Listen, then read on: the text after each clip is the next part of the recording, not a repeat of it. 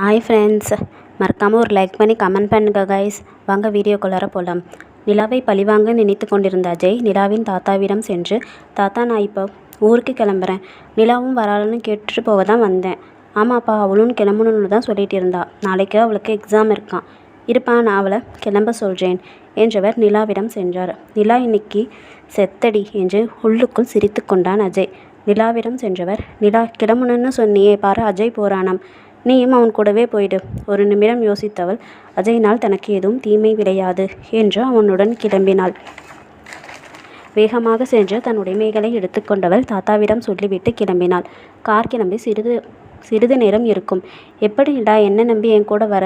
ஏன் அஜய், எனக்கு கெடுதல் செய்கிற அளவு நீங்கள் கெட்டவர் இல்லைன்னு எனக்கு தெரியும். ஓ அப்படியா, நான் நல்லவன் தான், ஆனால் உனக்கில்லை என்று சொன்னவனின் குரலில் இருந்த தீவிரம் அவளுக்கு பயத்தை அளித்தது. தான் அவனுடன் வந்தது தவறோ என யோசிக்க வைத்தது. அஜய், இங்கேயே நிறுத்துங்க, நான் டாக்ஸி புக் பண்ணி வந்துடுறேன். உங்கள் கூட வர எனக்கு இஷ்டம் இல்லை. உன் இஷ்டத்தை யாரு கேட்டா? நீ என் கூட தான் வந்தாகணும், உனக்கு வேறு ஆப்ஷனே இல்லைம்மா என்றவனை முறைத்தவள். அதன் பிறகு அவனிடம் எதுவும் பேசவில்லை. நைட் டிஃபன் சாப்பிடுவதற்காக காரை நிறுத்தியவன் அவளிடம் திரும்பி, வா சாப்பிடலாம் என்றான். எனக்கு பசிக்கலை. ஆமாம், மகாராணி என் காசில் சாப்பிட மாட்டாங்கல்ல, உன்னை எப்படி சாப்பிட வைக்கிறேன்னு பாரு என்றவன் ஹோட்டலுக்குள் நுழைந்து சாப்பிட ஆரம்பித்தான். என்ன செய்ய காத்திருக்கிறானோ என்று நினைத்து கொண்டிருந்த நிலாவின் நிலைமைதான் பாவமாக இருந்தது. சாப்பிட்டு முடித்து வந்தவன் போகலாமா என்றவாறே காரை எடுத்தான். நேற்று இரவு சரியாக உறங்காத நிலா சிறிது நேரத்திலேயே தூங்கி போனாள். இதற்காகவே காத்திருந்தது போல் அஜய் வேக வேகமாக செயல்பட்டு காரை வேறு பாதையில் செலுத்தினான். கார் போவது போலவே தோன்றாததால் எழுந்த நிலா கார் ஏதோ காட்டுக்குள் நிற்பது கண்டு திடுக்கிட்டாள். டிரைவர் சீட்டில் அமர்ந்தபடியே அஜயும் உறங்கிக் கொண்டிருக்க, அஜய் அஜய் என்றபடியே அவனை தட்டி எழுப்பினாள். அவன் எழுந்தவுடன், அஜய் இது என்ன இடம், இங்கே எப்படி நாம் வந்தோம்? தூக்க கலக்கத்தில் ரூட் மாறி வந்துட்டேன் போல, இதுக்கு மேலே எனக்கு வழி தெரியலை, விடிஞ்சதும் தான் தேடணும். என்ன அஜய், கூகுள் மேப்பில் பார்க்கலாமே. பார்க்கலாம் தான், ஆனால் மொபைலில் சிக்னல் இல்லையே. உடனே மொபைலை எடுத்து பார்த்தவளுக்கும் நோ சிக்னல் என்றே வந்தது. ஐயோ அஜய், நாளைக்கு எனக்கு எக்ஸாம் இருக்கே, அதுக்கு நான் என்ன பண்ணுறது? அஜய், நீங்கள் பண்ணுறது சரியில்லை. ஓ, இப்போ நீ பண்ணுறது மட்டும் கரெக்டா? நான் என்ன பண்ணேன்? சஞ்சனா கிட்டே என்னை பற்றி என்ன சொன்னேன்? ஐயோ அஜய், எத்தனை வாட்டி சொல்கிறது, நான் எதுவுமே சொல்லலை. சரி போதும், கொஞ்ச நேரம் வாய் மூடிட்டுரு, தூக்கம் வருது, நான் தூங்கணும் என்று திரும்பவும் கண்ணை மூடிக்கொண்டான் அஜய். நிலாவிற்குத்தான் இவன் ஏன் இப்படி செய்கிறான் என்று வருத்தமாக இருந்தது. பொழுது விரியும் வரை ஒரு நிமிடம் கூட கண்மூடாமல் அமர்ந்திருந்தாள். 7 மணிக்கு அலாரம் சத்தம் கேட்டதும் எழுந்த அஜய் வாட்டர் பாட்டிலை எடுத்து அனைத்து தண்ணீரையும் குடித்து முடித்தான். அவன் குடிப்பதற்கு நீராவது கொடுப்பான் என எதிர்பார்த்திருந்த நிலாவிற்கு ஏமாற்றம் தான் மிஞ்சியது. சரி கிளம்பலாமா என்றவன் நிலா தலையசைத்தவுடன் காரை ஸ்டார்ட் செய்தான். அவன் லாவகமாக காரை ஓட்டும் பொழுதே அவளுக்கு புரிந்து போனது, இது அவனுக்கு பழக்கப்பட்ட வழி என்பதும் தன்னை பழிவாங்கவே இப்படி செய்கிறான் என்பதும். சிறிது நேரத்திலேயே காரை நிறுத்தியவன், நில அந்த மலை மேலே ஒரு முருகன் கோயில் இருக்கு, அங்கே போகலாமா என்றான். வேண்டாம் என்று ஒற்றை சொல்லில் சொன்னாள் அவள். ஏன்? நான் கூப்பிட்டா நீ வந்து தான் ஆகணும், ஒழுங்காக இறங்கு. இல்லை ஜெய், நாம் இன்னும் குளிக்க கூட இல்லை, வெயிலும் அதிகமாக இருக்குது, ஸோ வேணாம். இப்போ நீ இறங்குறியா இல்லையா என அஜய் சத்தம் போட அதில் அதிர்ந்தவள் உடனே இறங்கினாள். இறங்கியவளுக்கு அங்கு ஆள்நடமாட்டம் எதுவும் இருப்பதாகவே தெரியவில்லை. உடனே அஜய் காரை எடுத்துக்கொண்டு கிளம்பிவிட்டான். நிலாவிற்கு என்ன செய்வதென்றே தெரியாத நிலை. அஜய் அஜய் என்று கூவிக்கொண்டே கார் பின்னே சிறிது நேரம் ஓடியவள் பின்னர் மூச்சிறைக்க நின்றாள். அஜய் தன்னை இந்த அத்வான காட்டில் தனியே விட்டு சென்று விட்டான் என்பதை நம்பாமல் உறைந்து நின்றாள். ஒதுங்கக்கூட நிழலில்லாமல் அந்த கொளுத்தும் வெயிலிலும் பசி தந்த மயக்கத்திலும் யாருமில்லா தனிமை தந்த பயத்திலும் தவித்துத்தான் போனாள். ஆனால் நேர்மாறாக அஜய் அங்கு சந்தோஷத்தின் உச்சியில் இருந்தான். அவளை சிறிது நேரமாவது தவிக்க செய்ய வேண்டும் என்று எண்ணியவன் அதை செயல்படுத்தியும் விட்டான். நேராக ஒரு ஹோட்டலுக்கு சென்றவன் சாப்பிட்டு விட்டு அவளுக்காக ஒரு தண்ணீர் பாட்டில் மட்டும் வாங்கி கொண்டு கிளம்பினான். நிலாவை இறக்கிவிட்ட இடத்திற்கே வந்தவன் நிலா இன்னும் அங்கேயே நின்று கொண்டிருப்பதை கண்டு மகிழ்ந்தான். நிலா காரில் ஏறி என்றான் அஜய். அவனை முறைத்துவிட்டு காரில் ஏறினாள். நிலா, இந்த தண்ணி குடி. இல்லை வேணாம் அஜய். என்ன விளையாடுறியா? இவ்வளோ நேரம் இந்த வெயிலில் நின்றுட்டு தண்ணி கூட குடிக்கலன்னா செத்துருவடி. பரவாயில்ல அஜய், அப்படி நடந்தால் உங்களுக்கு சந்தோஷம் தானே. இப்பொழுது முறைப்பது அவனது முறையாயிடுச்சு. இங்கே பாரு, இன்னும் இங்கேருந்து ஹோட்டலுக்கு போகணுன்னா கூட 1 மணி நேரம் ஆகும். அது வரைக்கும் தாக்கு விற்க இந்த தண்ணியாச்சும் கொஞ்சம் குடி. 1 மணி நேரம் கழிச்சும் எதுவும் சாப்பிட போகிறதில்ல, தண்ணியும் குடிக்க போகிறதில்ல. நீங்கள் என்னை வீட்டில் கொண்டு போய் விடுற வரைக்குமே நான் எதுவுமே சாப்பிட மாட்டேன். என்னடி பிளாக்மெயில் பண்ணுறியா? ஆமாம். அப்படியா? நம்ம வீடு போன இன்னும் 3 நாள் ஆகுமே. பரவாயில்ல, எத்தனை நாளாலும் சத்தாலும் நான் எதுவும் சாப்பிட போகிறதில்ல. அவன் குரலில் இருந்த உறுதியை கண்டவன் திகைத்தான். அவள் தன்னிடம் சாப்பிட வாங்கித் தரும்படி கெஞ்சுவாள் என எதிர்பார்த்திருந்தவனுக்கு அவளின் உறுதியான பேச்சு பயத்தை தந்தது. தான் அறிந்த நிலா இவ்வளவு உறுதியானவளா? அவனால் நம்பவே முடியவில்லை. கடைசியில் அவன்தான் அவளிடமே கெஞ்சும் நிலை வந்தது. Sorry Nila, I'm very sorry. கொஞ்சம் தண்ணியாச்சும் குடி. நான் தான் வேண்டான்னு சொல்லிட்டேனே. நிலா ப்ளீஸ், நம்ம வீடு போய் சேர ஈவினிங் ஆகிடும். அது வரைக்கும் நீ பசி தாங்க மாட்டேன். இல்லை அஜய், என்னால் சாப்பிடாம கூட இருக்க முடியும். ஸோ நீங்கள் ஃபீல் பண்ண தேவையில்லை. அவன் மீண்டும் மீண்டும் கெஞ்சியும் அவளிடம் பதிலின்றி போகவே எப்படியோ போய் தொலையட்டும் என்று நினைத்தவன் வேகமாக காரை செலுத்தத் தொடங்கினான். எந்த புள்ளியிலிருந்து அவள் இப்படி மாறினாள்? எங்கிருந்து அவளுக்கு இவ்வளவு உறுதி வந்தது என்று யோசித்தவனுக்கு எதுவுமே புரியவில்லை. நிலாவை வீட்டில் கொண்டு வந்து விட்டு சென்ற அஜய்க்கு ஏமாற்ற உணர்ச்சியே அதிகமாக இருந்தது. நிலாவிடம் தான் தோற்றுப்போய்விட்டதை நினைத்து உள்ளுக்குள் மருகினான். எப்படியாவது நிலாவை பழி தீர்க்க எண்ணியவன் காலை நேரமாக எழுந்து ரெடியாகி நிலாவின் வீட்டிற்கு சென்றான். நிலா இன்னும் தூங்கிக் கொண்டிருப்பதை சொன்ன தாத்தாவிடம் ஏன் இன்னும் தூங்குறா என்று அஜய் கேட்க, அவளுக்கு ஃபீவராக இருக்குப்பா, பாவம், மருந்தும் சாப்பிட மாட்டேங்கிறா. சாரி தாத்தா, எல்லாம் என்னால் தான். நான் மட்டும் நேற்று வழிமாறாமல் அவளை கூட்டிகிட்டு வந்திருந்தா அவளுக்கு ஃபீவர் வந்திருக்காது. என்னால் தான் அவளால் எக்ஸாமும் எழுத முடியாமல் போச்சு. சாரி தாத்தா என்றான். பரவாயில்லப்பா, நீ என வேணும்னா செஞ்ச விடு என்றவரிடம் மெதுவாக பேச்சையே ஆரம்பித்தான் அஜய். தாத்தா, நிலாவுக்கு காலேஜ் முடிச்சிட்டா என் கூட ஆஃபீஸ்க்கு அனுப்பி வைங்களேன். நான் அவளுக்கு எல்லாம் கற்றுத்தரேன். ஒரு 6 மாதம் என் கூட ஒர்க் பண்ணட்டும். அப்புறம் உங்கள் ஆஃபீஸை வந்து பார்த்துக்குவாள்ல. ஆமாப்பா, இது கூட நல்ல ஐடியா தான். 1 மாதம் போட்டும். நானே நிலாக்கிட்ட பேசி அவளை அனுப்பி வைக்கிறேன் என்றவரிடம் ஓகே தாத்தா, நான் போய் நிலாவை பார்த்துட்டு வந்துடுறேன் என்று விட்டு நிலாவிடம் சென்றான். நிலா அயர்ந்து தூங்கிக் கொண்டிருந்தாள். அவள் நெற்றியில் கை வைத்தவன் அவள் மேனி கொதிப்பதைக் கண்டு அவளை எழுப்பினான். திரும்பென எழுந்த நிலா அஜயை கண்டு ஒரு நிமிடம் அதிர்ந்து பின்னர் என்ன வேண்டும் என்று வெடிக்கென கேட்டாள். இல்லை நிலா, ஐம் சாரி. நேற்று அந்த மாதிரி நடந்திருக்கக்கூடாது. நான் ரொம்ப தப்பு செஞ்சுட்டேன். வேண்டாம் அஜய், போயிடுங்க. வீணா என் கோவத்தை கிளப்பாதீங்க. சாரிடா ப்ளீஸ். ஏதோ கோவத்தில் அப்படி பண்ணிட்டேன். அது தப்புன்னு ரொம்ப ஃபீல் பண்ணுறேன் நிலா. தயவு பண்ணி என்னை மன்னிச்சிரு. இல்லைனா எனக்கு எந்த வேலையுமே ஓடாதுமா ப்ளீஸ் என்றவனின் நடிப்பில் ஏமாந்து தான் போனாள் அவள். அஜய் பரவாயில்ல, விட்டுருங்க. அப்போ என்னை மன்னிச்சிட்டியா? ஆமாம். அப்படின்னா இந்த மருந்தை குடி என்று காய்ச்சல் மருந்தை அவளிடம் நீட்டினான். வேண்டவே வேண்டாம், எனக்கு அதை பார்த்தாலே கொமட்டுது. இப்போ நீ குடிக்கிறியா இல்லை வாயை திறந்து நானே ஊற்றவா? இல்லை வேணாம், கொடுங்க, நானே குடிக்கிறேன் என்றவளை சமாதானம் செய்து குடிக்க வைப்பதற்குள் அவனுக்கு போதும் போதும் என்றானது. நிலா, இனிமேல் நீயும் நானும் ஃப்ரெண்ட்ஸ், ஓகேவா என்று கையை நீட்டிய அஜயின் கண்களை ஒரு நிமிடம் நோக்கியவள் அதில் என்ன கண்டாலோ சரி என்று அவளும் அவன் கையை பற்றி குலுக்கினாள். சரி நிலா, நான் கிளம்புறேன் என்றவன் டேக் கேர் என்று விட்டு புறப்பட்டான். காரில் ஏறி அமர்ந்ததும் அஜய் யோசிக்க தொடங்கினான். நிலா இவ்வளவு எளிதாக அவனை மன்னித்ததை அவன் எதிர்பார்க்கவில்லை. அதேபோல் தன்னை நண்பனாக ஏற்றுக்கொண்டதையும் தான். இதில் ஏதேனும் உள்நோக்கம் இருக்குமோ என யோசித்தவன் எதுவாக இருந்தாலும் சரி, அவளை எப்படியேனும் பழி தீர்த்தே ஆக வேண்டும் என்கின்ற தீ அவனுள் கொழுந்து விட்டு எரிந்தது. 1 வாரம் கடந்திருந்த நிலையில் அப்பொழுதுதான் அவள் உடல்நலம் கொஞ்சம் தேறியிருந்தாள். அந்த காய்ச்சல் அவளை வாட்டி எடுத்திருந்தது. அஜயும் அவ்வப்போது ஃபோன் செய்து அவள் உடல்நலம் பற்றி விசாரித்து கொண்டிருந்தான். ஒரு நாள் அவள் தாத்தாவிடம் சென்று, தாத்தா, நான் உங்கள் கூட ஆஃபீஸ்க்கு வரேன். இன்னும் கொஞ்ச நாள் போகட்டுமா? பாரு, முன்னே இருந்ததை விட இப்போ பாதியாக மெலிஞ்சிட்டேன். சாப்பாடும் சரியாக சாப்பிட்றதில்ல. தாத்தா, என்னால் எப்போ பார்த்தாலும் தனியாக இருக்க முடியல. பழைய நினைவெல்லாம் என்னை கொன்னிருமோன்னு பயமாக இருக்குது. என்னை தயவு பண்ணி ஆஃபீஸ்க்கு கூட்டிகிட்டு போங்க. உடனே நினைவு வந்தவராய், நிலா, அஜய் உன்னோட ஆஃபீஸ்க்கு கூப்பிட்டான். அவனே எல்லா வேலையும் சொல்லித்தரதாகவும் சொன்னான். நீ அங்கே போறியா? அஜயின் சிநேகமான முகம் அவள் கண்முன் தோன்ற, அவருக்கு பிரச்சனை இல்லைனா எனக்கு ஓகே தான் என்று விட்டாள். தாத்தாவும் அஜய்க்கு ஃபோன் செய்து அந்த விஷயத்தை சொல்ல, ஓகே தாத்தா, நாளைக்கே நிலாவை கூட்டிகிட்டு போகிறேன் என்றவன் மிகவும் மகிழ்ந்தான். அவளை அவனுடைய ஆஃபீஸ்க்கு வர செய்து அவளால் செய்ய முடியாத வேலையெல்லாம் கொடுத்து அவளை ஓட ஓட விரட்டுவதே அவன் திட்டமாக இருந்தது. அடுத்த நாள் காலையில் அவளை அழைக்க வந்த அஜயுடன் கிளம்பினாள். ஆஃபீஸுக்கு அவளை அழைத்து வந்தவன் அஜய் அவளிடம் ஒரு பேப்பரை நீட்டி அதில் கையெழுத்து போடும்படியும் கூறினான். என்ன அஜய் இது? என்கிட்ட நீ பிஏவை அப்பாயின்மெண்ட் ஆக்கியிருக்கிறதுக்கு ஒரு சாட்சி.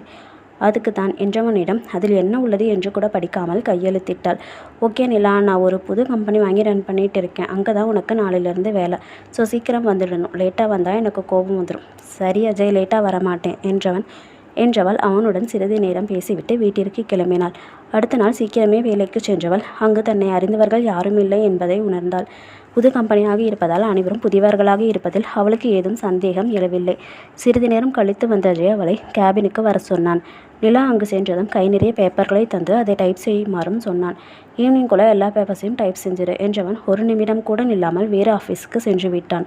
நிலா சிறிதும் அழைத்துத்தான் போனாள். பின்னர் 2 நாட்கள் செய்தும் முடிக்க முடியாத வேலையை கொடுத்து ஒரு நாளில் செய்ய சொன்னால் எப்படி என்று யோசித்தவள் சரி என்று வேலையை தொடங்கினாள். மதிய உணவு இடைவெளியில் நிலா சாப்பிட்டு கொண்டிருக்கும் பொழுது அங்கே வந்த அஜய் அவளை கண்டு கேபினுக்குள் வரும்படி அழைத்துவிட்டு உள்ளே சென்றான். பாதி சாப்பிட்ட நிலையில் சாப்பாட்டை அப்படியே வைத்துவிட்டு எழுந்து சென்றாள். அறைக்குள் நுழைந்தவன் நான் கொடுத்த வேலையெல்லாம் செஞ்சிட்டியா? இன்னும் இல்லை அஜய், சீக்கிரமே முடிச்சிருவேன். கொட்டிக்கு மட்டும் நல்லா தெரியுதில்ல, கொடுக்குற வேலையை செய்ய முடியாதா? என்ன அஜய் இப்படி பேசுகிறீங்க? முதல்ல என்ன அஜய்ன்னு கூப்பிட்றத நிறுத்து. நான் உனக்கு முதலாளி, இனிமேல் சார்னு தான் கூப்பிடணும். நீங்கள் இப்படி பேசுகிறத பார்த்தா எனக்கு பயமாக இருக்குது. சும்மா விளையாட்டுக்கு தானே பேசுகிறீங்க. உன் கூட விளையாட நான் என்ன உனக்கு லவ்வரா? இல்லைம்மா, உன்னோட எதிரி. அப்போ என்கிட்ட பேசுனதெல்லாம் நடிப்பா? ஆமாம், நான் நடித்ததால தானே இந்த அக்ரிமெண்ட்டில் நீ சைன் பண்ணி கொடுத்த. அக்ரிமெண்ட்டா? என்ன அக்ரிமெண்ட்டு? நீ என்கிட்ட பிஏவா 6 மாதம் வேலையை பார்க்குறதாவும் முடியாத பட்சத்தில் எந்த சட்ட சிக்கல் வந்தாலும் அதை எதிர்பார்க்குறேன்னு எழுதி கொடுத்துருக்க. நீங்கள் என்ன இவ்வளவு மோசமானவரா? ஆமாடி, நீ என் காலை பிடிச்சி கெஞ்சுற வரைக்கும் உன்னை விடவே போகிறதில்ல. அது கண்டிப்பாக நடக்காது அஜய், பார்க்கலாம் என்றவனிடம் தான் தோற்கக்கூடாது என்று நினைத்த நிலா ஒரு நாள் மிக மோசமாக தோற்கப் போவதை அறியவில்லை. கேபினை விட்டு வெளியே போனவளை ஒரு நிமிஷம் இல்லை, நான் கொடுத்த ஒர்க்கெல்லாம் முடிச்சுட்டு தான் என் வீட்டுக்கு போகணும், புரிஞ்சதா? புரிஞ்சது அஜய், இப்போ தானே சொன்னேன் சார்னு கூப்பிடுன்னு. சாரி சார், போய் தொலை என்றவனிடமிருந்து மீண்டும் வெளியே வந்த நிலாவிற்குத்தான் மூச்சு முட்டியது. அவனை ஒரு நாளும் ஜெயிக்க விடக்கூடாது என்ற வெறியிலேயே டைப் செய்ய தொடங்கினாள். அது நைட் ஷிஃப்ட்டும் இயங்கும் கம்பெனி என்பதால் இரவும் இருந்து வேலையை முடித்துவிட்டு அவள் கிளம்ப காலையே ஆகிவிட்டது. தாத்தாவிடம் நேற்றே ஃபோன் செய்து தகவல் சொல்லிவிட்டதால் அவர் எதுவும் கேட்கவில்லை. சோஃபாவில் சென்று அமர்ந்தவள் அப்படியே உறங்கிவிட்டாள். ஃபோன் ரிங்டோன் கேட்டு திடுக்கென்று எழுந்தவள் அது அஜயின் கால் என்றதும் டைமை பார்த்துவிட்டு அதிர்ந்தாள். ஏனெனில் மணி 10 தாண்டி இருந்தது. பயந்தபடியே காலை அட்டன் செய்தவளுக்கு அஜயின் சுடுசொற்களே பரிசாக கிடைத்தது. நிலா இன்னும் ஆஃபீஸ்க்கு வராமல் என்ன பண்ணிட்டு இருக்க? சாரி சார், அசந்து தூங்கிட்ட, உடனே கிளம்பி வரேன் சார். என்னது, இனிமே தான் கிளம்பணுமா? இது ஆஃபீஸ்னால் ஒழுங்காக டைமுக்கு வரணும். உனக்கு அறிவிருக்கா இல்லையா என திட்டியவன் இன்னும் 10 மினிட்ஸில் நீ ஆஃபீஸில் இருக்கணும், புரிஞ்சதா? என்னது 10 மினிட்ஸில் சார்? சார், நான் இன்னும் குளிக்க கூட இல்லை. சரி, 15 மினிட்ஸில் வந்து சேரு என்றவரை ஃபோனை கட் செய்தான். அவளுக்கு தான் கையும் காலும் எதுவுமே ஓடவில்லை. 15 நிமிடத்திற்குள் ரெடியாகி எப்படி ஆஃபீஸ்க்கு செல்வது என்றும் அழைத்தாள். உடனே சீக்கிரமே குளித்து கையில் கிடைத்த சுடிதாரில் தன்னை திணித்து கொண்டு கிளம்பினாள். சாப்பிட்டு விட்டு போமா என்று கூறிய தாத்தாவிடம் நான் ஆஃபீஸ்லேயே பார்த்துக்கிறேன் தாத்தா என்றவாறே ஓடினாள். ஸ்கூட்டியை சார்ஜ் செய்து சிறிது நேரம் ஓட்டியிருப்பாள். சரியாக தூங்காததாலும் முன்தினம் மதியத்திலிருந்து எதுவும் சாப்பிடாமல் இருந்ததாலும் தலை சுற்ற ஆரம்பித்தது அவளுக்கு. நிலைத்தடுமாறி ஸ்கூட்டியுடன் கீழே விழுந்தாள். அருகில் இருந்தவர்களை அவளை தூக்கிவிட சில நிமிடம் அமர்ந்து தன்னை நிலைப்படுத்தியவள் சற்று தண்ணீர் குடித்துவிட்டு மீண்டும் ஆஃபீஸை நோக்கி கிளம்பினாள். ஆனால் விழுந்ததால் அவள் கையில் ஏற்பட்ட சிராய்ப்புகளையும் அவளின் சுடிதாரின் டாப்ஸின் முன்னே கொஞ்சம் கிழிந்ததையும் பாவம் அவள் அறியும் நிலையிலேயே இல்லை. லேட்டாக செல்வதால் அஜய் எப்படி தன்னை கொத்தி கொதறப் போகிறானோ என்று நினைத்து கொண்டே கிளம்பியதால் அவற்றையெல்லாம் கவனிக்கத்தான் தவறினாள். ஆஃபீஸுக்கு சென்றதும் அஜய் அழைக்கவே அவன் அறைக்கு சென்றாள். கலைந்த தலையும் தெளிவற்ற முகமும் கசங்கிய ஆடையுமாக அவளை பார்த்தவன் சற்று திகைத்து போனான். எப்படியும் அவள் நன்கு அலங்கரித்து கொண்டு தான் வந்திருப்பாள். அதற்காக அவளை திட்டலாம் என்று எண்ணியிருந்தவனுக்கு அவளது தோற்றம் பிரமிப்பை தந்தது. அதிலும் ஏமாந்தவன் அந்த ஏமாற்றத்தையும் அவளிடமே காட்டினான்.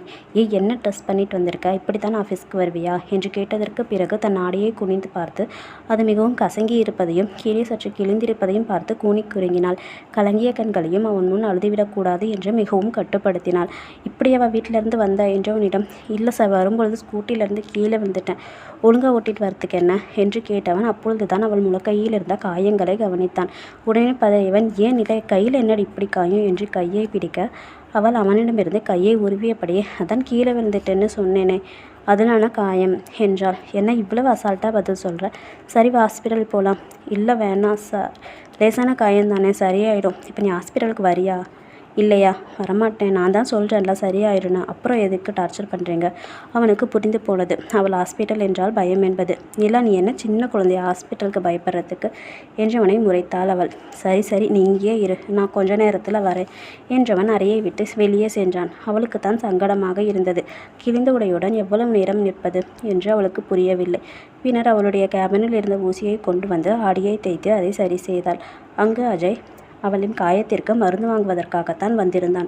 ஆனால் அவனுள் பல குழப்பங்கள். நிலாவின் கையில் இருந்த சிராய்ப்புகளை கண்டதும் தான் ஏன் அப்படி பதறினோம் என்று யோசித்தான். எவ்வளவு யோசித்தும் அவள் மீது அவன் வைத்த காதலே அதற்கு பதிலாக வர மிகவும் ஓய்ந்து போனான். அவள் எவ்வளவு கெட்டவளாக இருந்தாலும் அவளிடமே செல்லும் தன் மனதை எண்ணி மிகவும் வெட்கினான். அவள் மட்டும் நல்லவளாக இருந்திருந்தால் இப்பொழுது அவர்களுக்கு திருமணமே நடந்திருக்கும். தகுதியில்லாத ஒருத்தியின் மீது தான் வைத்த காதலை எண்ணி மீண்டும் மீண்டும் அவளிடமே தன் வெறுப்பையும் வளர்த்தான்.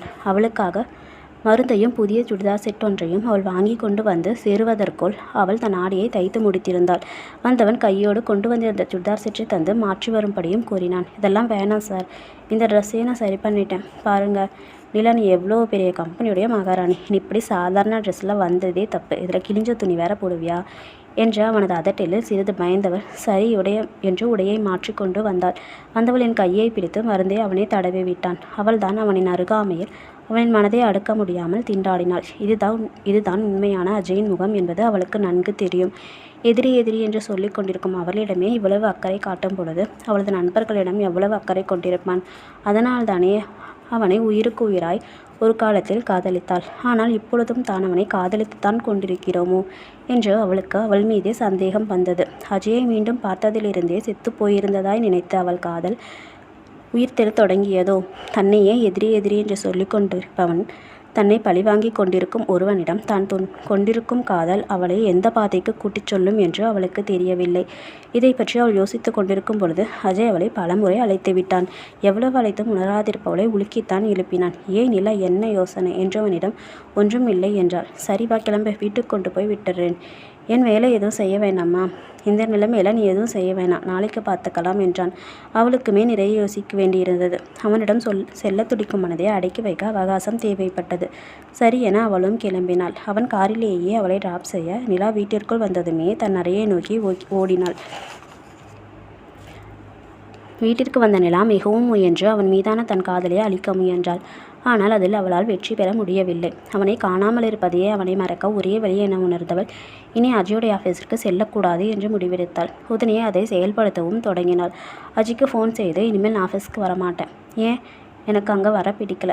உங்களால் உடம்பு வளைஞ்சி வேலை செய்ய முடியலையோ? இதை பாரு, ஒழுங்காக ஆஃபீஸ்க்கு வர வேலையை மட்டும் பார்க்கணும். அதை விட்டுட்டு வரமாட்டேன்னு அடம் பிடிச்சேன்னா உன் பழைய ஃபோட்டோ எல்லாம் என்கிட்ட இருக்குது, அதை லீக் பண்ணி உன் பேரை நாரடிச்சிடுவேன். பழைய ஃபோட்டோவா? என்ன ஃபோட்டோ? நீ குடிச்சிட்டு ஆடிட்டு இருப்பியா, அப்போ எடுத்த ஃபோட்டோ. அஜய், என்ன உளறீங்க? உளறது நானா இல்லை நீயா? ஓ ஆமாம்ல, உனக்கு தான் எல்லாம் மறந்து போச்சுல. மறந்து போச்சோ இல்லை மறந்த மாதிரி நடிக்கிறியோ, யாருக்கு தெரியும். அஜய், போதும், விஷயத்துக்கு வாங்க. விஷயமா? வரேன் இரு. உனக்கு ட்ரெயின் ஆக்சிடென்ட் நடக்கிறதுக்கு முன்னாடி உனக்கு இல்லாத கெட்ட பழக்கமே கிடையாது. தினமும் பார்லேருந்து நீ வீட்டுக்கு வரவே நைட்டு 12 மணி ஆகும். ஒவ்வொரு வாட்டியும் நானே உன்னை உங்கள் வீட்டில் கொண்டு போய் ட்ராப் பண்ணியிருக்கேன். நீ ஒரு குடிகாரி, என்னை மேரேஜ் பண்ணி அடிமையாக்குவனி என்கிட்டயே சவால் விட்டவ. போதுமா உன்னை பற்றின இந்த விவரம்? இதை கேட்டுக்கொண்டிருந்த நிலாவிற்குத்தான் தலை சுற்றியது. நிலாவை பற்றி இந்த தகவல் எல்லாம் நிலாவாகிய மதுவிற்கு புதிது. இவ்வளவு மோசமானவளா நிலா? அஜய் தன்னை இவ்வளவு வெறுக்க காரணமும் புரிந்து போனது அவளுக்கு. இதோ பாரு நிலா, நீ அப்போ குடிச்சிட்டு ஆடிட்டு இருந்த வீடியோஸ்லாம் என்கிட்ட இருக்குது. அந்த வீடியோஸில் உன்னோட ஃபேஸ்க்கும் இப்போ இருக்க ஃபேஸ்க்கும் டிஃப்ரென்ஸ் இருந்தாலும் அது நீ தானே எல்லோருக்கும் தெரியும். ஸோ நீ ஆஃபீஸ்க்கு வந்து தான் ஆகணும். உனக்கு வேறு ஆப்ஷனே நான் தரப்போகிறதில்ல. நிலா தான் அவனிடம் மீள முடியாதபடி மாட்டிக்கொண்டோம் என்பதை உணர்ந்தாள். வேறு வழியின்றி மீண்டும் அவன் ஆஃபீஸ்க்கே செல்ல வேண்டிய தன் அவல நிலைமையை எண்ணி மனமுடைந்தாள். அன்று நாள் முழுவதும் அழுது கரைந்தவள் தைரியமாக அவன் எதிர்கொள்வதே இதற்கு ஒரே வழி என்றும் உணர்ந்தாள். மறுநாளே ஆஃபீஸிற்கு சென்றவள் அவன் கொடுக்கும் அத்தனை வேலைகளையும் முகம் சுளிக்காமல் செய்ய பழகினான். அவன் வேண்டுமென்றே இல்லாத காரணங்களையும் தேடி அவளை திட்டும் பொழுதும் அதை சகித்து கொண்டாள். ஒரு நாளும் தான் அவனிடம் கெஞ்சும் நிலை வந்துவிடக்கூடாது என்கின்ற உறுதியே அவளை அனைத்தையும் செய்ய வைத்தது. ஆனால் அங்கு அஜயின் நிலைமைதான் திண்டாட்டமாகி போனது. அவனுடைய வேலையையும் சேர்த்து அவள் தலையில் கட்டினாலும் அதை வேகமாகவும் நேர்த்தியாகவும் செய்து முடிப்பவளைக் கண்டு அவனுக்கு ஆயாசமாக இருந்தது. வந்த கொஞ்ச நாட்களிலேயே ஆஃபீஸில் உள்ள அனைவரிடமும் அவள் நட்பாகியது கண்டு அவனுக்கு பொறாமையாக கூட இருந்தது. எப்படி அவளால் இப்படி மாற முடிந்திருக்கும்? வேலையை பொறுத்தவரை எள்ளென்னும் முன் எண்ணெயாக நிற்கும் அவளை எந்த குற்றமும் அவனால் காண முடியவில்லை. நாட்களும் ரெக்கை கட்டிக்கொண்டு பறந்தன. அப்பொழுதுதான் ஒரு நாள் அஜயின் நண்பனான வினோத் ஆஃபீஸுக்கு வந்தான். அவனும் அஜயும் ஏதோ ப்ராஜெக்ட் விஷயமாக பேசிக்கொண்டிருந்தனர். அங்கு வந்து நிலாவை கண்ட வினோத் அவள் அழகில் சொக்கி போனான். அஜயும் உடனே அவளிடம் ஏதோ வேலையை தந்து வெளியில் அனுப்பிவிட்டான். உடனே அஜயை பார்த்த வினோத், டே யாரடா அந்த பொண்ணு? என்னோட பிஏ. உங்களுக்கு மட்டும் எப்படித்தான் இவ்வளோ அழகான பியோவெல்லாம் கிடைக்கிறாங்களோ? ஏன்டா இப்படி சலிச்சுக்கிற? ஆமாடா, சலிப்பு தான். நான் வேணா உனக்கு அப்ஜெக்ஷன் இல்லைன்னா அந்த பொண்ணை ட்ரை பண்ணி பார்க்கவா? வேணாம். ஏன் அந்த பொண்ணு நீ ட்ரை பண்ணுறியா? இல்லைடா, அந்த பொண்ணு கொஞ்சம் கேரக்டர் சரியில்லை என்று தன் நெஞ்சு சுட பொய் உரைத்தான் அஜய். பார்த்தா அப்படி தெரியலையே. போதும் வினோத், நீ பேசுகிற விஷயம் எனக்கு பிடிக்கல, இதோடு விட்டுரு. ட்ரை பண்ணாமல் கண்டிப்பாக விட மாட்டேன். நான் இப்போ வந்துடுறேன் என்றவாறு நிலாவை நோக்கி சென்றான். அஜய்க்குத்தான் என்ன நடக்கும் என்றே புரியாத நிலை. நேராக நிலாவிடம் சென்றவன் ஹலோ நிலா என்றான். அவளும் பதிலுக்கு புன்னகைக்கவே நீங்கள் மிஸ்ஸா மிஸ்ஸஸா என்றான். அவளும் அவனை கண்டு முறைத்தவரை மிஸ் தான். ஏன் கேட்குறீங்க? இல்லை, உங்களை எனக்கு ரொம்ப பிடிச்சிருக்கு. I love you. Sorry sir, நீங்கள் நினைக்கிற மாதிரி பொண்ணு நான் இல்லை. நீ எப்படி இருந்தாலும் பரவாயில்ல. உன்னை மகாராணி மாதிரி பார்த்துக்க என்னால் முடியும். இப்படியெல்லாம் என் கூட பேச சொல்லி அஜய் அனுப்பி விட்டாரா? இல்லை நிலா, அவனுக்கு இதுக்கும் சம்மந்தம் இல்லை. நான் உண்மையாகவே உன்னை லவ் பண்ணுறேன். இருக்கலாம் சார், பட் நான் உங்களை லவ் பண்ணல. இடத்த காலி பண்ணுறீங்களா? ரொம்ப நல்லாயிருக்கும். என்கிட்ட இருக்கிற சொத்தோட அளவு தெரிஞ்சா நீ இப்படி பேச மாட்டேன். உடனே கோபம் மூச்சா நிலா. செட்டப் சார், இப்போ இங்கேருந்து கிளம்பலன்னா நீங்கள் என்கிட்ட தப்பாக நடந்துக்க முயற்சி பண்ணீங்கன்னு சொல்லி ஊரையே கூட்டிடுவேன். எப்படி வசதி? அம்மா தாயை என்னை மன்னிச்சிரு என்றவாறே கிளம்பியவன் நேரே அஜயிடம் சென்றான். உடனே அஜய் என்னடாவ சொன்னான்? சொரக்காய்க்கு உப்பு இல்லைன்னு சொன்னான். ஒழுங்காக சொல்லு. இன்னும் கொஞ்சம் நேரம் நாங்கள் நின்று இருந்தால் அவன் எனக்கு கண்ணிலேயே எரிச்சிருப்பா. எப்படிடா இவளெல்லாம் பியவே வச்சுக்கிட்டு குப்பை கொட்டுற? அவன் சொன்ன வார்த்தையை கேட்ட பிறகே அஜயின் மனம் குளிர்ந்தது. எங்கே நிலா வினோத்தின் பேச்சில் மயங்கி விடுவாளோ என பயந்திருந்தான் அவன். ஆனால் அவள் தன்னிடம் மட்டும் இல்லாமல் அனைவரிடமும் நெருப்பாகவே காய்கிறாள் என்ற பிறகு அது அவனுக்கு மிகுந்த மகிழ்ச்சியை அளித்தது. சரிடா, இனிமேல் இந்த ஆஃபீஸுக்கு மட்டும் என்னை கூப்பிடாத. வரேன் என்றவாறே வினோத்தன் கிளம்பிவிட்டான். சிறிது நேரம் கழித்து அவளுடைய அறைக்கு ஏதோ வேலையாக வந்தவள் அவனை கண்டு பழி வாங்கிறதுக்கு வேறு வழி கண்டுபிடிச்சிட்டுங்கிற மாதிரி தெரியுது. என்ன உளர்ற? நான் இதுக்கு சார் உளர போகிறேன். கொஞ்ச நேரத்துக்கு முன்னாடி வந்த உங்கள் ஃப்ரெண்டு தானே உளர்னாரு. அதான் அவனை கதற கதற விரட்டிட்டியே. அப்புறம் என்ன? தெரிஞ்சால் சரி, இன்னொரு வாட்டி இப்படி என்கிட்ட வச்சுக்காதீங்க. ஒழுங்காக இங்கேருந்து போயிட, இல்லைன்னா எனக்கு இருக்க கோபத்தோட கடிச்சே தின்னுருவேன். அவன் செய்தாலும் செய்வான் என பயந்தவள் உடனே அங்கிருந்து பறந்தாள். ஓகே ஃப்ரெண்ட்ஸ், மறக்காமல் லைக் பண்ணி கமெண்ட் பண்ணுங்கள் கைஸ். பாய்.